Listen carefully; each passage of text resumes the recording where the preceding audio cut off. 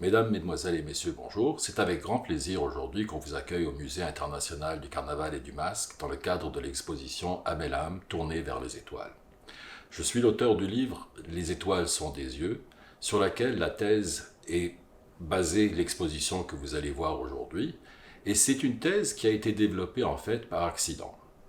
Vous savez, le premier anthropologue à venir parmi le peuple Abel âme, qui est un peuple de 40 000 personnes au nord-ouest de la Papouasie-Nouvelle-Guinée, le premier anthropologue donc arrivé chez eux en 1968 pour s'installer et commencer à comprendre le graphique, l'art extraordinaire de cette tribu, si vous permettez que je le dise ainsi, de ce peuple. Anthony Forge donc demandait souvent à ses informateurs Abel âme que voulait dire l'art qui était devant lui, que voulaient dire les dessins qui étaient devant lui, que voulait dire la structure, l'architecture des masques. Et la culture Abel âme est une culture qui n'exerce aucune exégèse. Elle n'explique pas la raison d'être de ces objets, elle n'explique pas l'utilisation des objets. La seule explication qu'on puisse en tirer, c'était éventuellement que c'était comme ça d'après les moyens traditionnels, que c'était comme ça que faisaient les vieux, et donc que c'était répété. À travers ça, Anthony Forge ne comprenait pas du tout ce qu'il voyait, et il a donc appelé l'art des Abel âme un langage visuel, parce qu'il n'y avait aucune explication, il y avait juste l'expression auprès de ces peuples-là. Donc il a présenté l'art du peuple Abel âme au monde occidental d'une certaine manière.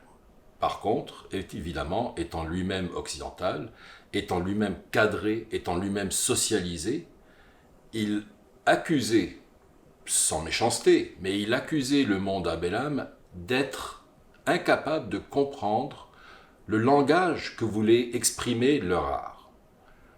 Or, il se trompait de loin d'ailleurs, parce que finalement c'est lui qui ne comprenait pas que l'art des Abel âme provenait d'une vision complètement différente de la sienne.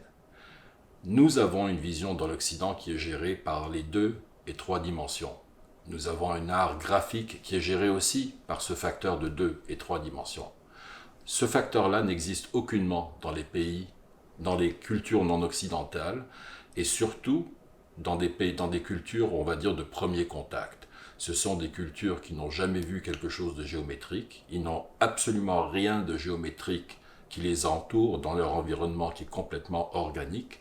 Et donc, il n'y a pas pour eux de notion de géométrie, il n'y a pas pour eux de notion de première, deuxième et troisième dimension. Ils produisent de l'art qui est pour eux spirituel. Ils produisent de l'art qui est pour eux visible par les esprits. Et les esprits sont partout. Ils ne sont pas directionnels. C'est comme ça que, par accident, il s'est avéré que nous avons découvert.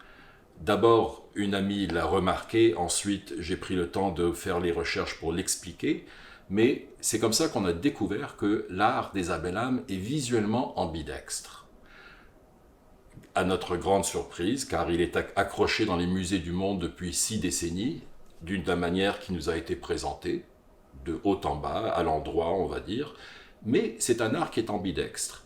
Et encore une fois, par accident, ça a été découvert et relevé par l'équipe du musée du Carnaval et du Masque, car c'est vraiment quelque chose qui est excitant au niveau de la perspective de la géométrie artistique, exprimée à travers le peuple des Abel âme. Nous vous le présentons aujourd'hui, quelque chose d'inusité, quelque chose de complètement nouveau, autant naturel, autant inconnu.